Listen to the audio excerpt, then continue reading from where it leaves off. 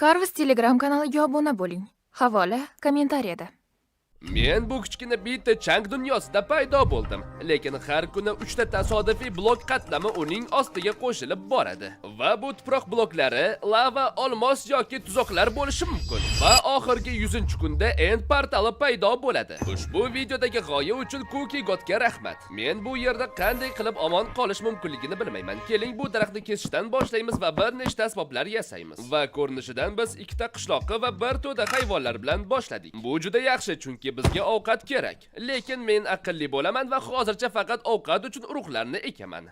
Yaxshilab o'ylab ko'radigan bo'lsak, hozir birinchi kun. Chang ostida allaqachon 3 ta qatlam paydo bo'lgan bo'lishi kerak menimcha. Va biz tom ma'noda temir bloklarni qo'lga kiritdik. Menimcha, bu kartoshkalar va bizga boshqa mana shunday ferma kerak emas. Hamda biz juda ham omadlimiz, chunki bu bloklar butunlay tasodifiy paydo bo'ladi. Va menga yog'och kirka temir blokni sindira oladi demanglar. Yaramas. Tezroq temir blokni mayli, keling bloklar bilan o'rab qo'yaman. Shunda hech qanday mob menga xalaqit bera olmaydi. Va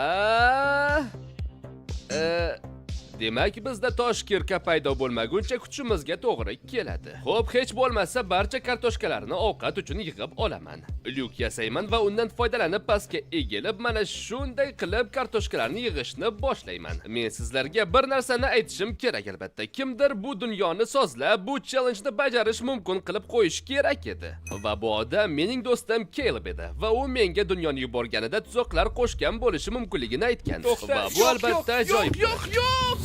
Va bu meni qo'rquvga solyapti, chunki men hardkordaman. Kartoshkani oldik va uni joyiga qo'yamiz. Cho'chqalarni ovqatlantiramiz va qo'y, sigir, xafa bo'lmanglar, sizning ovqatingiz tayyorlanyapti. Hozir tun va yangi blok qatlami ertalab paydo bo'ladi. Men kravat qilmoqchiman, lekin albatta 3-qo'y boshqa rangda bo'ladi. Biz esa yasolmaymiz va bu bug'doy o'sib bo'lgach ularni ko'paytirib kravat yasashimiz mumkin. Shunday qilib men tunning qolgan qismini bir nechta yangi daraxt ekib o'tkazdim va qishloqlarni qutiga qamab qo'ydim. Shunda ularni zombi yeyib qo'ymaydi. Mening maqsadim nafaqat omon qolish, balki bu dunyoni ajoyib holga keltirishdir. Garchi bu tasodifiy chang bo'lsa ham. Xo'sh, 2-kun bo'ldi va men birinchi navbatda 3 ta yangi blok qatlamini tekshirmoqchiman. Redstone bloklar. Mayli, biz redstone mexanizmlari va shunga o'xshagan narsalarni yasashimiz mumkin. Va endi sandiqlar. Bularni saqlash uchun yoki boshqa narsa uchun foydalanishimiz mumkin. Va bizga tosh berishmadi menimcha. Va oxirgisi nezir yog'ochi. Keling bir to'da redstone bloklar va sandiqlarni yig'ib olamiz. Nima?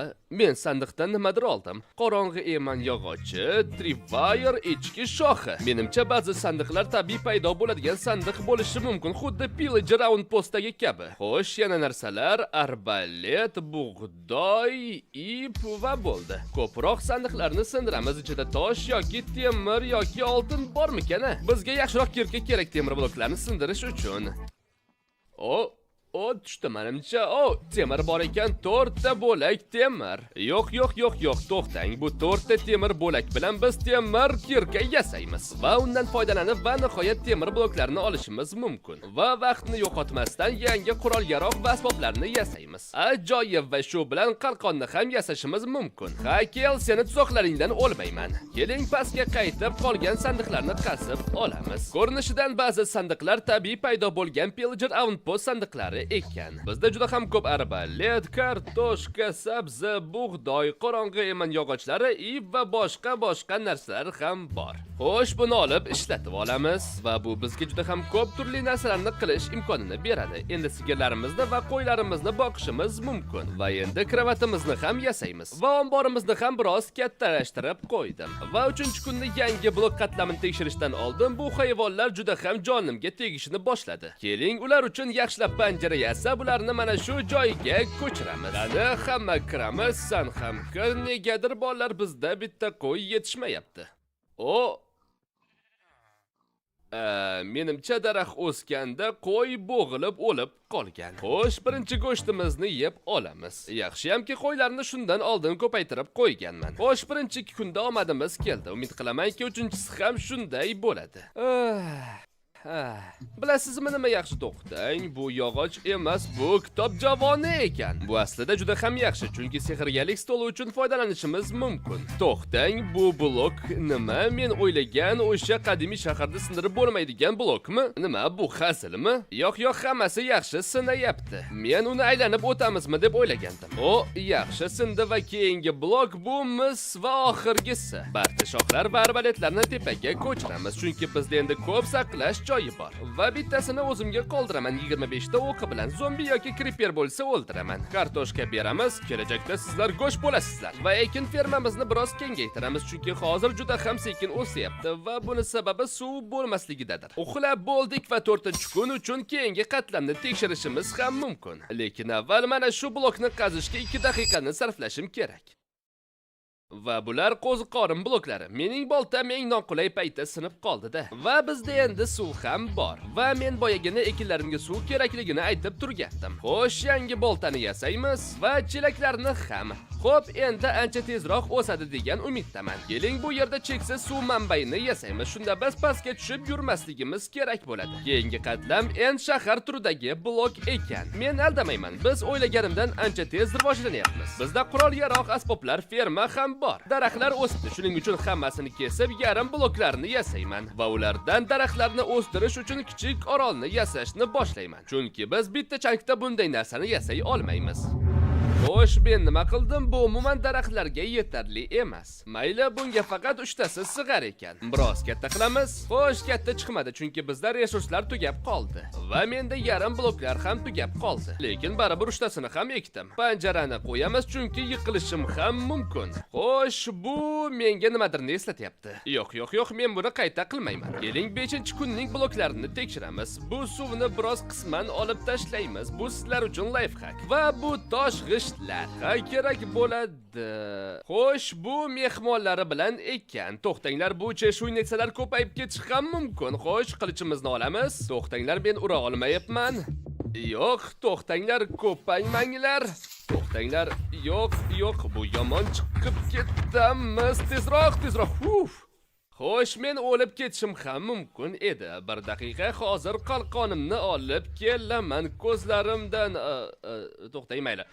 Esdan chiqarib qo'ydim. Men katta joy ochaman ularni yaxshilab urish uchun. Ular meni ura olyapti. To'xtanglar, nima? To'xtanglar, faqat menga u yerdagi hammasi zaharlangan deb aytmanglar. Hozir IQ narsa ko'rsataman, shunchaki yarim blokni qo'yaman va bo'ldi. Va shu bilan men pastga tushib ketmayman. Xo'sh, ovozni biroz pastroq qilamiz. O'linglar. Nima? Yaxshi. Xo'sh, butun qatlam zararlangan ekan. Xo'p, keling, bularni hammasini qazib tashlayman. Ha, bu aniq Keylning tuzoqlaridan biri. Butun bir qatlamni zararlangan toshlardan yasabdi. Yangi qatlam yuqmasligi uchun ularni sindirib tashladi. Men hali ham shokdaman. Xo'sh, keling, uxlaymiz, daraxtlarni kesib tashlaymiz, hayvonlarni boqamiz, hosilni yig'amiz va yangi bloklarni tekshirishni boshlaymiz. Ajoyib. Xo'sh, bular mayaklar. Oxirgi qatlam omadsiz edi, lekin bizda hamma mayaklar shu yerda. Men bularni bir nechtasini qazib olaman, lekin bular menga umuman kerak emas. Keyingi bloklar kapelnik va granit. Lekin endi bizda mayaklar bor. Keling, 1-kunda olgan barcha temir bloklarni qazib olamiz. Bu juda ham sekin bo'ladi, lekin yaxshi ham sizda montaj bor. To'liq zaratlangan mayak uchun yetmaydi, lekin hech bo'lmasa mana shunday mayaklar qo'yishimiz mumkin. Ha, biroz g'alati, ham foydali va ham hech narsa o'zgarmadi. Xo'sh, bittasida tez qazish va tez yurish bo'ladi. Bu juda yaxshi. Biz juda tez yugurishimiz va temir asboblarimiz bilan tez qazishimiz mumkin. Qarang, bu daraxtni qanchalik tez chopib tashlayapman va bu yog'och bilan daraxt maydonini ancha kengaytirishimiz mumkin. Men buni ataylab qilmadim. Mayli, men mayaklarni nima uchun bu yerga qo'yganimni bilmayman. Ularni atrofga yoyib qo'ysak ancha aqlliroq bo'lardi. Shunday effektlar har joyda bo'ladi. Xo'p, keling, umid qilamanki, keyingi bloklar Keylni tuzog'i emas. Xo'sh, toshni olamiz, ko'rinishdan zaharlangan emas. Xo'sh, bolajonlar, bu aslida 1 soatlik videorolik bo'lishi kerak edi. Men shunchaki bu sizga videorolik qiziqarlimi yoki qiziqarli emasmi bilmoqchiman xolos. Agar sizlarga qiziqarli bo'ladigan bo'lsa, 2000 ta like yig'sangiz, men albatta to'liq 1 soatlikni kanalimga joylayman. Unday bo'ladigan bo'lsa, tezda Telegram kanaliga obuna bo'lamiz va like'larni bosib tashlaymiz. Kattakon rahmat.